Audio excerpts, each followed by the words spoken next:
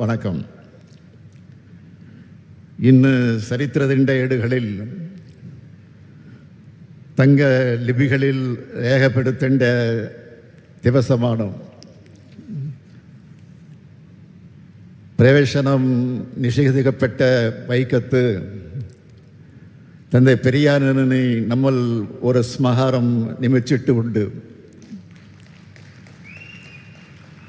ഒരിക്കൽ തൻ്റെ പെരിയാറിനെ അറസ്റ്റ് ചെയ്ത് ജയിലിൽ അടച്ച വൈക്കത്ത് തന്നെയാണ് തമിഴ്നാട് കേരള സർക്കാരുകളുടെ പേരിൽ നമ്മൾ ഈ പരിപാടി ആഘോഷിച്ചിട്ടുള്ളത്. தந்தை பெரியாருக்கு எதிராக யாகமெடுத்த ஊரில் இன்னைக்கு புகழ்மாலை சூட்டி இருக்கக்கூடிய நிகழ்ச்சி நடந்து கொண்டிருக்கிறது. இதுதான் பெரியாரின் வெற்றி, பெரியார் இயக்கத்தின் வெற்றி, திராவிட இயக்கத்தின் வெற்றி. அந்த வகையில் சமூக நீதியின் வரலாற்றையும்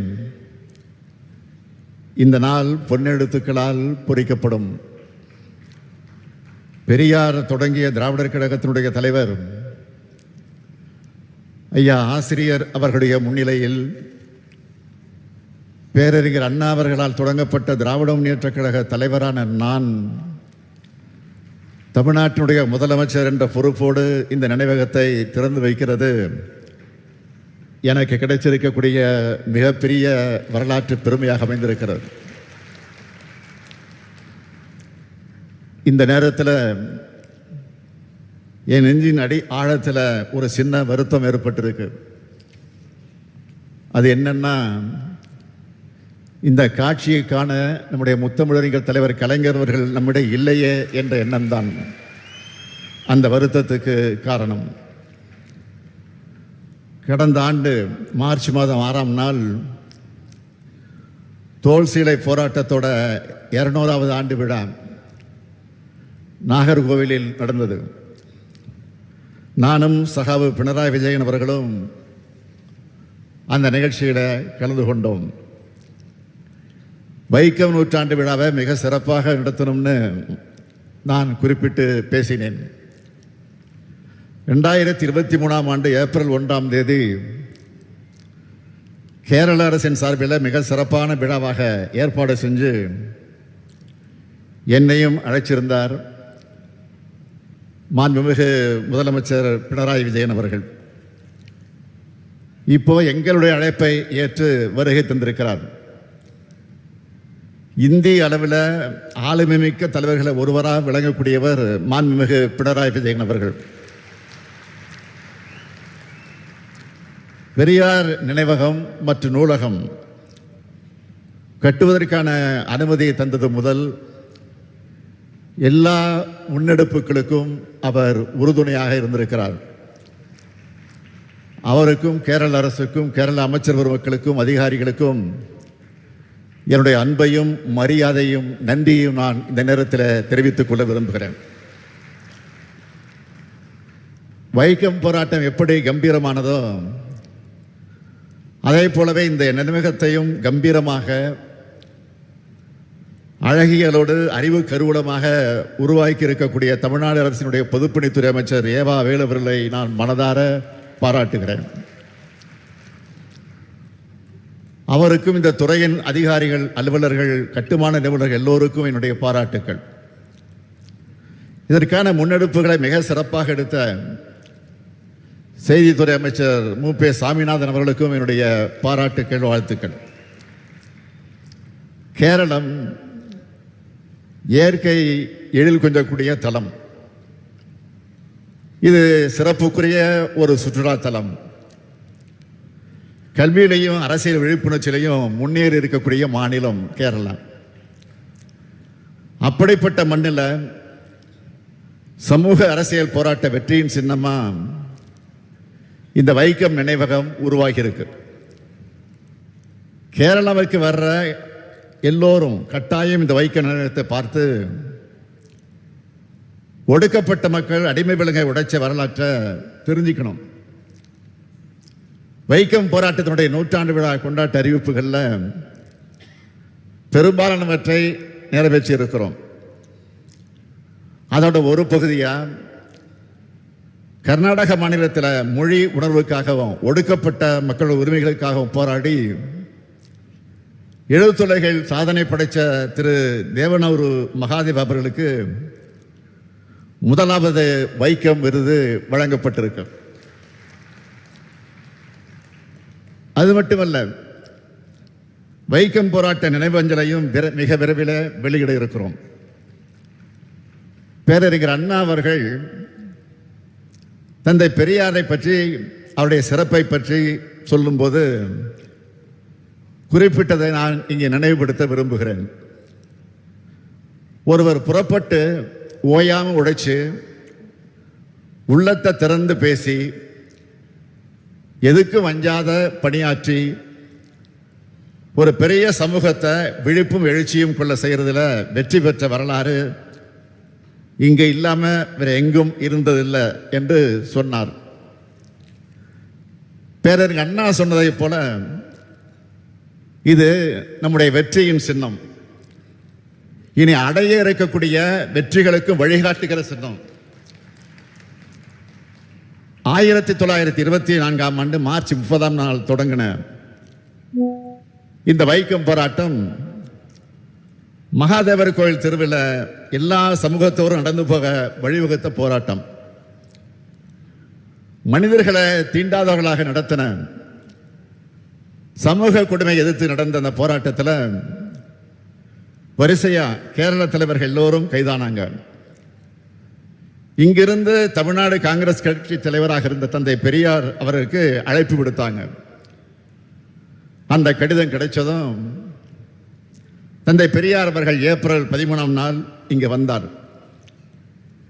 ஏதோ ஒரு நாள் வந்துட்டு அந்த அடையாள போராட்டமாக நடத்திட்டு பெரியார் திரும்பி போயிடல.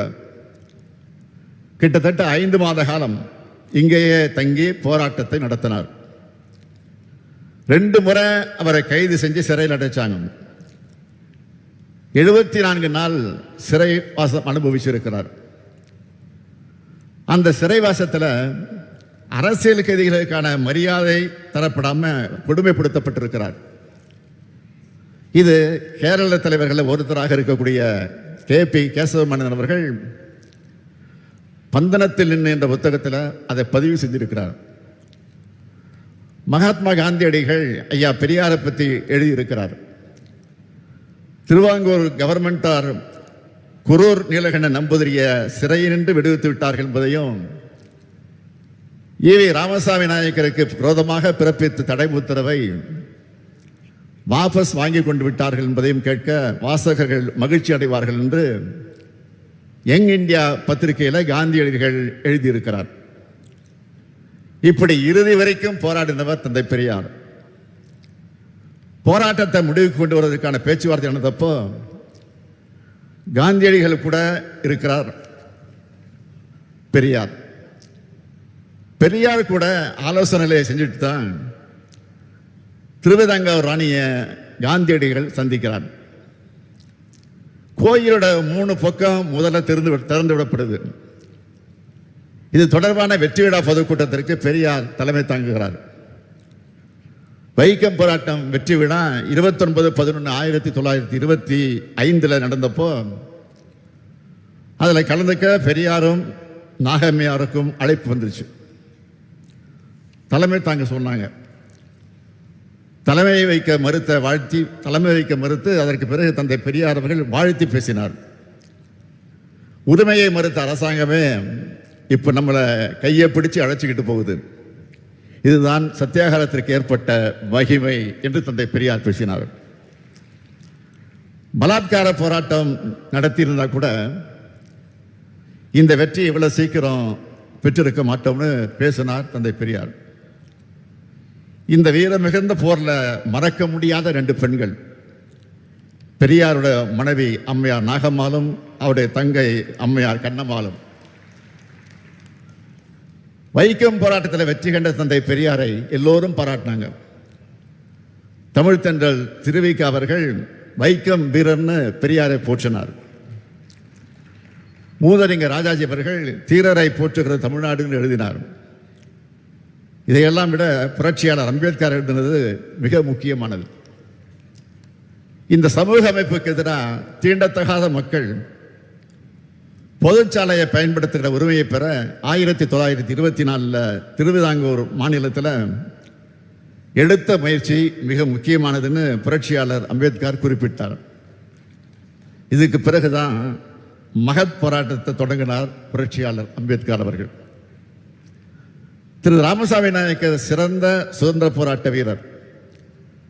நம்ம சிந்தனையிலும் செயலிலும் காந்தியத்தை கொண்டிருந்தாலும் சமூக மாற்றமே இந்தியாவுக்கு முதன்மையானது உறுதியா நம்புறவர்னு 1928 பாராட்டியவர் புரட்சியாளர் அம்பேத்கர் அவர்கள். வைக்கம் போராட்டம் என்பது கேரளத்துக்கான போராட்டம் மட்டுமல்ல, இந்தியாவில் தொடங்கின பல்வேறு சமூக நீதி போராட்டங்களுக்கான தொடக்க புள்ளி. அமராவதி கோயில் நுழைவு, பார்வதி கோயில் நுழைவு, நாசிக்கில் இருக்கக்கூடிய காலாராம் கோயில் நுழைவு போன்றவற்றுக்கு புரட்சியாளர் அம்பேத்கர் முயற்சிகள் காரணம்னா, தமிழ்நாட்டில் சுசீந்திரம் கோயில், மதுரை மீனாட்சி அம்மன் கோயில், திருவண்ணாமலை அருணாச்சலேஸ்வரர் கோயில், திருச்சி மலைக்கோட்டை கோயில், மயிலாடுதுறை கோயில், சென்னை திருவல்லிக்கேணி பார்த்தசாரதி கோயில், ஈரோடு ஈஸ்வரன் கோயில் நுழைவுக்கு தந்தை பெரியாரும் சுயமரியாதை இயக்கம் தான் காரணம். ஈரோடு ஈஸ்வரன் கோயிலுக்குள் 1929 அடியெடுத்து வச்சதிலிருந்து தமிழ்நாட்டோட பல கோயில்களுக்கு சுயமரியாதை இயக்கத்துக்காரங்க நுழைய முடிவு செஞ்சது. இந்த நிலையில தான் 1939 சட்டம் இயற்றப்பட்டு கோயிலுக்குள்ள வரவங்க எல்லோரையும் அரசு பாதுகாக்கணும் உத்தரவாதம் பெறப்பட்டது. கேரள சமூக சீர்திருத்தவாதிகளான TK. Madhavan, KP. Kesava Menon, K. Kelappan, Mannathu Padmanabhan, George Joseph, doctor Palpu Padmanabhan போன்றவர்களும் தமிழ்நாட்டு சமூக சீர்திருத்தவாதிகளான தந்தை பெரியார், கோவை ஐயாமுத்து, எம்பெருமாள் நாயுடு, தங்கபெருமாள், நாகம்மாள், கண்ணம்மாள் போன்றோரும் ஒன்னா சேர்ந்து நடத்தின போராட்டம் தான் வைக்கம் போராட்டம். தமிழ்நாட்டில் இருந்து கலந்து கொண்டவங்க பட்டியல் மிக நீளமானது. தமிழ்நாட்டில் இதுக்காக நிதி கொடுத்தவங்களும் அதிகமான பேர். சமூக சீர்திருத்த போராட்டங்களில் இது போன்ற ஒருங்கிணைப்புகள் இருந்தால் தான் வெற்றி பெற முடியும் என்பதற்கு மாபெரும் எடுத்துக்காட்டு வைக்கம் போராட்டம். 100 ஆண்டுகளுக்கு முன்னால் இருந்ததை விட இப்போ சமூக ரீதியாகவும் அரசியல் வழியிலும் பொருளாதார சூழ்நிலையிலும் முன்னேறி இருக்கிறோம். ஆனால் இவை போதாது. இன்னும் நாம் முன்னேறி போக வேண்டிய தூரம் நிறைய இருக்கு. உயர்ந்த சாதி, தாழ்ந்த சாதி, ஏழை பணக்காரன், ஆண் பெண் ஆகிய பாகுபாடுகளுக்கு எதிரான நம்ம போராட்டத்தை நாம் தொடரணும். முன்னாடி இருந்ததை விட வேகமாக செயல்படணும். நவீன வளர்ச்சியால் இந்த பாகுபாடுகளை முழுமையாக நீக்க முடியல. அதுக்கு மனசளவு மக்கள் மாற வேண்டியது அவசியம். எல்லாத்தையும் சட்டம் போட்டு மட்டுமே தடுக்க முடியாது. சட்டம் தேவைதான், அதை விட மனமாற்றமும் நிச்சயம் முக்கியம். யாரையும் தாழ்த்தி பார்க்காத சமத்துவ எண்ண மக்களோட மனசுல வளரணும். பகுத்தறிவு சிந்தனைகள் வளரணும். அரசியல் கண்ணோட்டத்தோட எதையும் அணுகிற பார்வை வளரணும். தந்தை பெரியார், புரட்சியாளர் அம்பேத்கர், ஸ்ரீ நாராயணகுரு, மகாத்மா ஜோதிபா புலே, சாவித்திரிபாய் புலே, ஐயன் காளி, காரல் மார்க்ஸ் എന്നിവരുടെ ആശയങ്ങളും சிந்துகளும் ஒரே வியக்தியிலும் எதச்சரிகாலம். அதுக்காகத்தான் எல்லாருக்கும் எல்லாம் என்ற கொள்கையை அரசியல் கொள்கையாக மட்டுமல்ல, ஆட்சியின் கொள்கையாகவே தமிழ்நாட்டில் திராவிட மாடல் அரசால் அறிவிச்சிருக்கிறோம். தொட்டால் தீட்டு, பார்த்தால் தீட்டு, தெருவில் நடந்தால் தீட்டு என்ற காலத்திலிருந்து கருவறைக்குள் அனைத்து சாதியினரும் அர்ச்சகராகலாம் நிலையை நோக்கி இன்று அடைந்திருக்கிறோம். தமிழ்நாட்டைப் போலவே கேரளத்திலும் பல புரட்சிகரமான முற்போக்கு திட்டங்கள் செயல்படுத்தப்படுகிறது. வைக்கம் போராட்டத்துக்கு 100 நூற்றாண்டு விழா கொண்டாடுகிறது. அந்த போராளிகளை போற்றுவதற்காக மட்டுமல்ல, அவங்க விரும்பின சமநிலை சமுதாயத்தை அமைப்பதற்கான நம்முடைய கடமையில் முன்னேறி செல்ல. வைக்கம் ஒரு ஒற்றப்பட்ட விஜயமல்ல, பின்னீடுள்ள விஜயங்களுடைய தொடக்கம் ஆயிருந்தது. எல்லா மேഖലയിலும் தொடர்ச்சியாக விஜயங்கள் நெடுதி நின்று நமக்கு உரைச்சு நிலைக்காம். எந்த தடசங்கள் இருந்தாலும் நம்ம அவையை தகர்க்கும். நம்முடைய ஆதர்சங்கள் உயர்த்தி பிடிக்குவதில் நம்ம விஜய குகையும். எந்த விலை கொடுத்தாலும் ஒரு சமத்துவ சமூகம் ஸ்தாபிக்க குகையும் செய்யும். வாழ்க பெரியாரின் புகழ், வாழ்க பெரியாரின் புகழ். நன்றி, வணக்கம்.